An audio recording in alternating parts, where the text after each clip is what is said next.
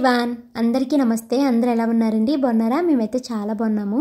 ఇదైతే Saturday vlog అండి. So నేనైతే సాటర్డే మార్నింగే లేచి మనుని స్కూల్కి పంపించేసి తర్వాత అయితే నేను పడుకునిపోయానండి. మా హస్బెండ్ షాను వాళ్ళ ఆఫీస్లో ఏదో క్రికెట్ ఆడుకుంటున్నారంట, అక్కడికి వెళ్ళిపోయారు. ఇంకా ఇంట్లో ఎవరు లేకపోయేసరికి అండ్ నైట్ నాకు పడుకోవడానికి 3:30 అయిపోయిందండి ఎడిటింగ్ చేసుకుని పడుకునేసరికి. ఇంకా నేను నైట్ లేట్గా పడుకున్నాను కదా, నిద్ర లెగిసాను కానీ బాగా నిద్ర వస్తుందని పడుకున్నాను. మళ్ళీ లెగిసి చూసేసరికి 12:30 అయిపోయిందండి. ఈ లోపల మనుని తీసుకుని మా హస్బెండ్ ఇంటికి కూడా వచ్చేసారు. ఇంకా వంట చేయలేదనమాట. త్వరగా బియ్యం కడిగి స్టవ్ మీద పెట్టేసి అలాగే పప్పు మ్యాంగో అయితే స్టవ్ మీద పెట్టేశానండి. నేను పడుకోవడానికి ముందు నానబెట్టేశానండి. నానబెట్టడం వల్ల త్వరగానే అయిపోయింది అనమాట. 2 విజిల్స్ వేపించేసాను. తర్వాత అయితే ఇంకా దీంట్లో ఉప్పు పసుపు కూడా వేసేసి తాలింపు వేస్తున్నాను. ఒక పక్కనేమో పప్పు పెట్టానండి. నీళ్ళు వేసాను కదా కొంచెం మరుగుతుంది అనేసి. ఇది స్టీల్ గిన్నె మొన్న మా మ్యారేజ్ కుక్కర్ని వెతకడం కోసము పైకి ఎక్కామండి సన్ సైడ్. అప్పుడు నేను చాలా స్టీల్ గిన్నెలు మళ్ళీ ఇల్లు మారేటప్పుడు ప్యాక్ చేసేసాను అనమాట. అందులో కనిపించింది నాకు ఈ స్టీల్ గిన్నె. చాలా దలసరిగా ఉందండి. ఎవరిదో అదే పెద్ద దినం అంటారు కదా కార్యం, అప్పుడు ఇచ్చినట్టున్నారు. బాగుంది. నేను తెగవాడేస్తున్నాను ఈ గిన్నె. ఆ రోజు నుంచి నేను మంచిగా యూటిలైజ్ చేసేస్తున్నాను అనమాట. ఇంక ఇదిగోండి పప్పు అయితే తాలింపు వేసేసాను. యాక్చువల్లీ నేను పప్పు తాలింపు వేసే ముందు నూనెలో వడియాలు వేపుతానండి. మర్చిపోయాను ఈరోజు వడియాలు వేపడము. ఇంకా డైరెక్ట్ ఏమో పప్పు తాలింపు వేసేసాను. ఇంకోండి మా ఇంట్లో ఇలాగ పల్చగా పప్పు ఉన్నప్పుడు నాన్ వెజ్ ఉన్నప్పుడు ఎలా ఒక ముద్ద ఎక్కువ తింటారో అలాగ పప్పు మ్యాంగో లేదా పప్పు గోంగూర ఇలా పుల్లగా ఉన్నప్పుడు మా ఇంట్లో అందరూనండి, మా అత్తయ్య గారేంటి, మావయ్య గారేంటి, మా ఆయన ఏంటి, ఇప్పుడు నా పిల్లలేంటి, వీళ్ళందరితో కలిసి నేనేంటి, మొత్తం కొంచెం పప్పు ఉన్నప్పుడు నాన్ వెజ్ తిన్నట్టే కొంచెం ఎక్కువగానే తింటాం మేము.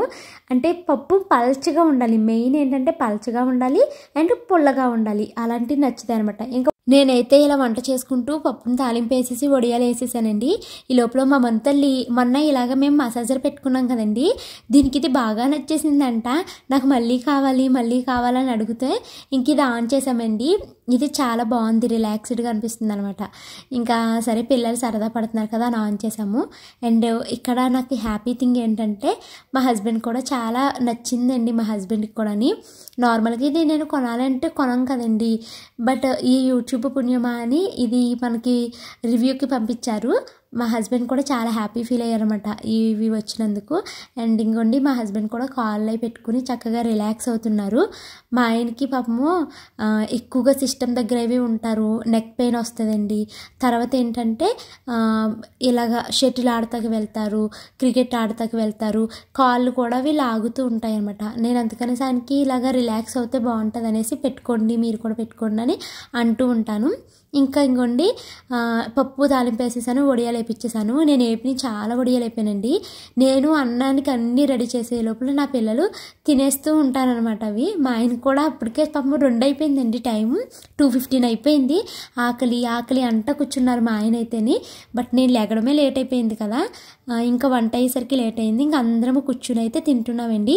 ఈ మధ్యలో అస్సలు నేను పిల్లలకి తినిపించుకునే సెక్షన్ అయితే పెట్టుకోలేదండి. ఎవరు అన్నం వాళ్ళు తినండి, ఎవరికి ఆకలిస్తే వాళ్ళు తినండి అనేసి వదిలి పాడేస్తున్నాను. ఇంకా చచ్చినట్టు తింటున్నారన్నమాట. ఇంకా లేకపోతే నేను తినిపిస్తున్నాను అనుకోండి, గంటల తరపడమ్మను ముద్ద నవలట్లేదు. ఇంకా ఎవరు ఫస్ట్ తింటారో అక్క ఫస్టా నువ్వు ఫస్టా అని ఇలాగా రేస్ కింద పెడుతుంటే అది తింటుంది అనమాట ఫాస్ట్. కానీ కొంచెం సేపు ఏమో స్పూన్ చేతితో తింటుందండి. ఈ లోపల మేము అందరం తినేసి చేతులు కడిగేసుకునేసరికి దానికి ఇంకా కంగారు వచ్చేస్తుంది. అప్పుడు ఇంకా స్పూన్ ఇమ్మంటుంది అనమాట. సగం అన్నం చేతితో సగం అన్నం స్పూన్తో అలా ఎలాగోలాగా దాని కడుపులో ఒక ముద్ద పడితే చాలా అనేసి అనుకుంటాను. ఇంకా పప్పు కదండి, అండ్ పప్పు కూడా ఈరోజు చాలా బాగా వచ్చింది. మొన్న పప్పు మెంతికూర కూడా చాలా బాగా వచ్చింది. ఇంకా హ్యాపీగా తినేసారనమాట. ఇంకా తర్వాత అయితే నేను ఇల్లు అవి క్లీన్ చేసుకోలేదండి. మార్నింగ్ నుంచి నేను పడుకుని పోయాను. ఇంకా ఇల్లు ఒకసారి అయితే క్లీన్ చేసేసుకుంటున్నాను. నీట్గానే ఉంది, జస్ట్ పైన అయితే క్లీన్ చేసుకుంటున్నాను అనమాట. ఇల్లు క్లీన్ చేయడం కంప్లీట్ అయిపోయాక ఇక బయటికి వెళ్ళే పని ఉందండి. షానుని డ్యాన్స్ క్లాస్కి తీసుకువెళ్ళాలి. అయితే మా హస్బెండ్ మార్నింగే లేచినట్టున్నారు. ఆయనకి నిద్ర వస్తుందనేసి గదిలో పడుకున్నారన్నమాట. ఇంక మళ్ళీ డిస్టర్బ్ చేయడం ఎందుకనేసి ఆ గది అయితే క్లీన్ చేయలేదు ఇంకా నేను. తర్వాత మాది లంచ్ కంప్లీట్ అయిపోయింది కదండి, మా వారైతే పడుకున్నారు. షాను మను కాసేపు పెప్పా పిగ్ చూద్దామమ్మ ఆ బొమ్మలు పెట్టమంటే అలాగే బొమ్మలు పెట్టానండి. ఈ లోపల నేనైతే గిన్నెలన్నింటినీ క్లీన్ చేసుకుంటున్నాను. మీలో ఎంతమందికి సైకాలజీ అంటే ఇష్టమో కామెంట్ చేయండి. Monthly once psychology today magazine అయితే వస్తుందండి. ఆ మంత్లీ వచ్చే మ్యాగజైన్లో 2 క్వశ్చన్స్ అయితే ఉంటాయన్నమాట. అంటే వాళ్ళ ఇంట్లో ప్రాబ్లమ్స్ అవి ఉంటాయి కదండి, వైఫ్ అండ్ హస్బెండ్ ప్రాబ్లమ్స్, లేదా ఇంకా ఎలాంటి ప్రాబ్లమ్స్ అయినా సరే డాక్టర్స్కి క్వశ్చన్స్ని రాస్తారనమాట. దానికి డాక్టర్స్ చెప్పే ఆన్సర్స్ చాలా బాగుంటాయి. అండ్ ఫస్ట్ వాళ్ళ క్వశ్చనే చాలా ఇంట్రెస్టింగ్గా ఉంటుంది. సో అవి అప్పుడప్పుడు వీడియోలో ఇంక్లూడ్ చేద్దాం అనుకుంటున్నాను. మీకు ఇంట్రెస్ట్ ఉంటే కనుక కామెంట్ చేయండి. అవి చాలా బాగుంటాయి. అండ్ మనని కూడా దీనికి సొల్యూషన్ ఎలా చెప్తే బాగుండు, అలా చెప్తే బాగుండు అని మనమే సెల్ఫ్గా అనుకుంటూ ఉంటామన్నమాట. సో మీకు ఇంట్రెస్ట్ ఉంటే చెప్పండి. నా దగ్గర చాలా సైకాలజీ టుడే మ్యాగజైన్స్ ఉన్నాయి, అప్పుడప్పుడు ఇంక్లూడ్ చేస్తాను. ఇంకోండి షాను మనుకి డ్యాన్స్ క్లాస్ అయితే కంప్లీట్ అయిపోయింది.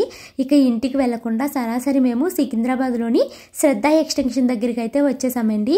క్రిస్మస్ కదండి ఈ మంత్ అంతాని. అసలు నర్సాపురంలో ఉండుంటేనా నాకు ఎంత హ్యాపీ అనిపించేదని. నాకు నర్సాపురంలో 1 మంత్ మొత్తం క్రిస్మస్ చాలా బాగా సెలబ్రేట్ చేస్తారండి.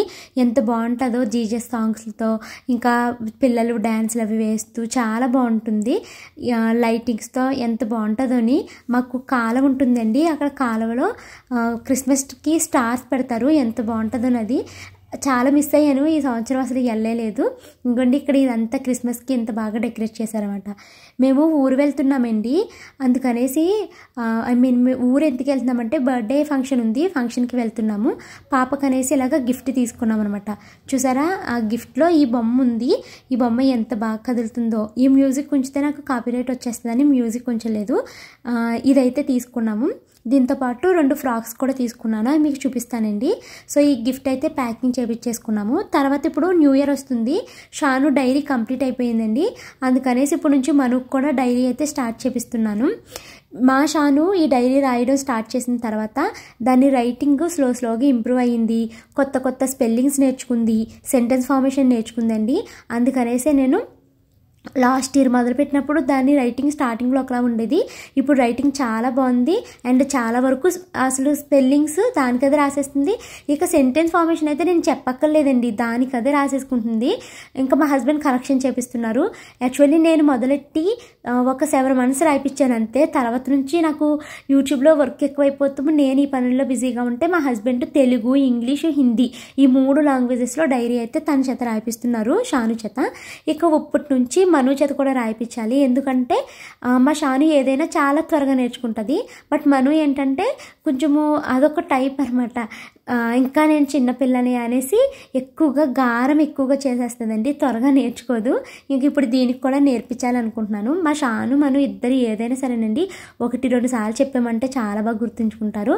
ఇక వాళ్ళకి డైరీసు, అలాగే క్రయాన్స్, ఇంకా గమ్, పెయింటింగ్ బ్రషెస్ ఇలా అన్నీ తీసుకున్నామండి. శ్రద్ధ ఎక్స్టెన్షన్లో ఒక గిఫ్ట్ కూడా తీసుకున్నాము, డైరీస్ కూడా తీసుకున్నాము. అయితే డైరీస్ని గిఫ్ట్ ప్యాకింగ్ అయితే చేపించేసానండి. ఎందుకు అంటే యాక్చువల్లీ మేము పిల్లల్ని తీసుకెళ్లకుండా ఈ డైరీ కొని న్యూ ఇయర్ రోజు వాళ్ళకి గిఫ్ట్ కింద ఇవ్వాలి అనుకున్నాము. బట్ మా ఆయన కుదురుగా ఉండడు కదా, మళ్ళీ తీసుకురాలేను నేను, మళ్ళీ ఊరు వెళ్ళిపోతున్నాం కదా అనేసి ఇప్పుడే కొనేసారండి. ఇంకా వాళ్ళకి ఏం సర్ప్రైజ్ ఉంటుంది చెప్పండి.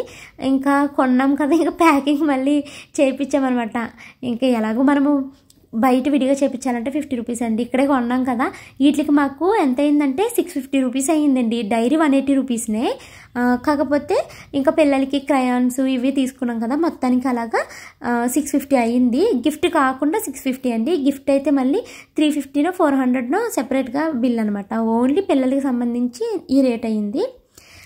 ఇంక ఇవన్నీ తీసుకుని అయితే వాళ్ళు కవర్లో వేసుకున్నారు. ఇక్కడ నుంచి మేము మళ్ళీ ఇంటికి వెళ్ళట్లేదండి. ఇప్పుడు ఎక్కడికి వెళ్తున్నామంటే పిల్లలకి మన బట్టలు అన్నీ తీసుకోలేదు, సంక్రాంతికి ఇవి తీసుకోలేదు కదా.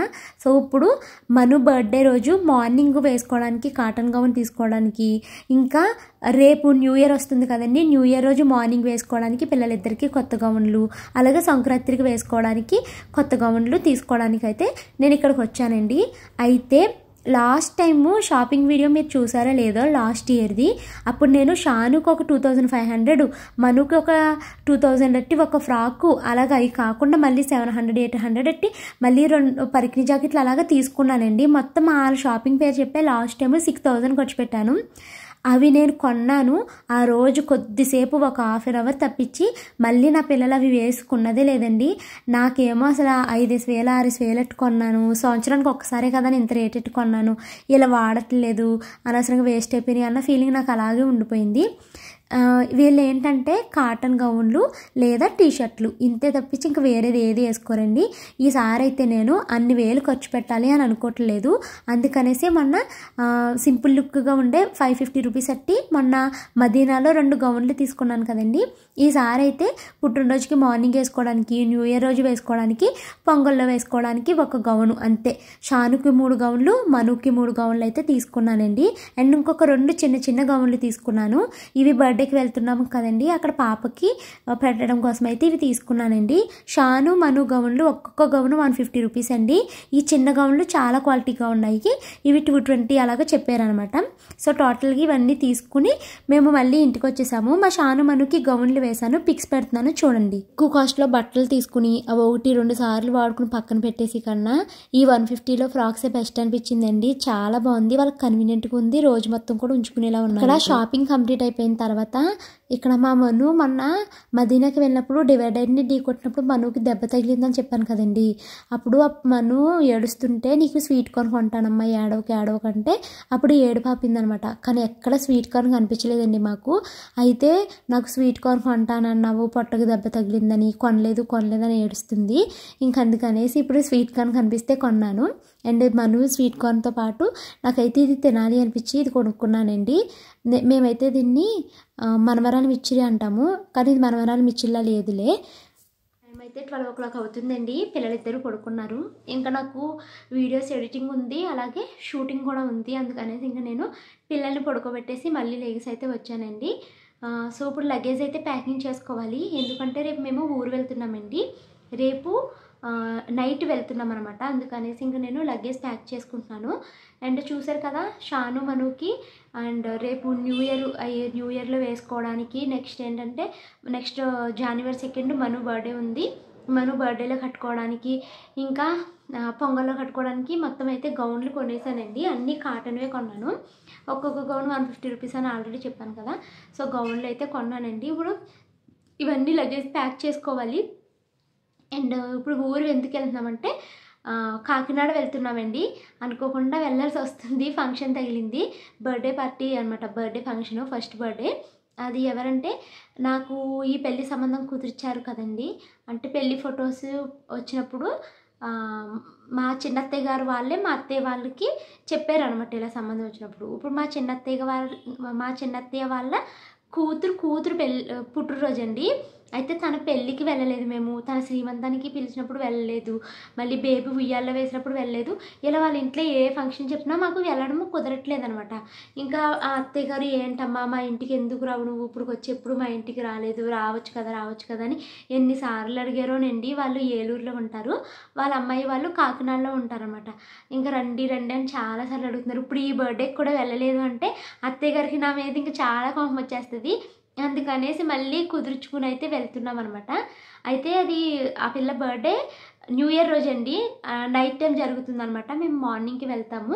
సో ఫస్ట్ టైం అయితే కాకినాడ వెళ్తున్నానండి. ఇప్పుడుకొచ్చి నేను ఎప్పుడు కాకినాడ వెళ్ళిందే లేదు, ఇప్పుడు కాకినాడ అయితే వెళ్తున్నాను. అండ్ తర్వాత కాకినాడ నుంచి నరసాపురం కూడా వెళ్తానండి. యాక్చువల్లీ డాడీకి చాలా రోజుల నుంచి బాగోట్లేదని అమ్మ చెప్తూనే ఉంటుంది. నిన్న హాస్పిటల్కి తీసుకెళ్తే కొంచెము కిడ్నీలు బాగా ఇన్ఫెక్ట్ అయిపోయినాయి, 2 కిడ్నీలు డ్యామేజ్ అయిపోయినాయి అనేసి అన్నారంట. రీజన్ ఏంటి అంటే డాడీకి చెప్పాను కదా బోధకాలు, అది ఇప్పుడు చాలా బాగా స్పాయిల్ అయిపోయింది అనమాట. కుళ్ళిపోతూ అది ఇప్పుడు ఆర్గాన్స్ డ్యామేజ్ చేసి ఇలాగా అయిపోతుందంట. ఇప్పుడైతే ప్రస్తుతానికి కిడ్నీలు ఎఫెక్ట్ అవుతున్నాయంట. డాడీకి బాగా ఆయాసం వస్తుందంట, నడవలేకపోతున్నారంట. ఇలాగా చాలా కంప్లైంట్స్ ఉన్నాయి అనేసి హాస్పిటల్కి తీసుకెళ్తే 2 కిడ్నీలు కొంచెము డ్యామేజ్ అయిపోతున్నాయి, డ్యామేజ్ స్టేజ్కి అనేసి అన్నారంటండి. నెక్స్ట్ ఇంకొకటి ఏంటంటే బ్లడ్ అస్సలు లేదు డాడీకి. ఆ కాలు బాగా పెద్దదైపోయి అందులో నుంచి బ్లడ్ ఎక్కువగా పోతుందంట. బ్లడ్ అయితే ప్రస్తుతానికి 6 grams ఉంది. అందుకో ఏంటో మరి బాగా ఆయాసం వచ్చేస్తుందంట. యాక్చువల్లీ రేపు నైట్కి అమ్మ వాళ్ళు మా ఇంటికి రావాలండి. న్యూ ఇయర్ ఉంది కదా, న్యూ ఇయర్ రోజు నైట్కి అమ్మ వాళ్ళు మా ఇంటికి వచ్చేస్తారు. మేము అక్కడికి వెళ్తున్నాము. అమ్మ వాళ్ళు నరసాపురం నుంచి ఇటు బయలుదేరుతారు.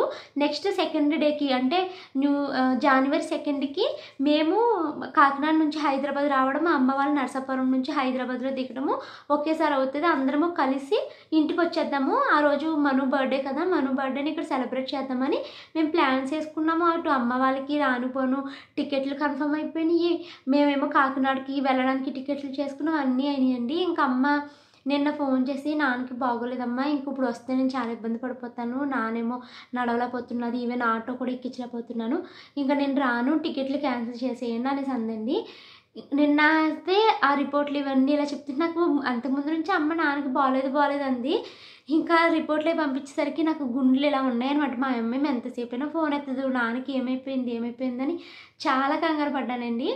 అయితే ప్రస్తుతానికైతే 20 డేస్కి ట్యాబ్లెట్లు ఇచ్చారు అనేసి చెప్పారు. అయితే ఇంకా డాడీ వాళ్ళు మా ఇంటికి వస్తున్నారు కదా అని అనుకున్నారు. ఇంకా ఉంటుంది కదండి, కూతురు దగ్గరికి వెళ్తున్నాము అంటే ఒక 10 రోజులు అలా ఉంటారేమో అనుకున్నానండి. అయితే ఇంకా రావట్లేదు అనుకున్నారు కదా, భవానీని చూడాలనిపిస్తుంది అనేసి నాన్నకి ఉందంట.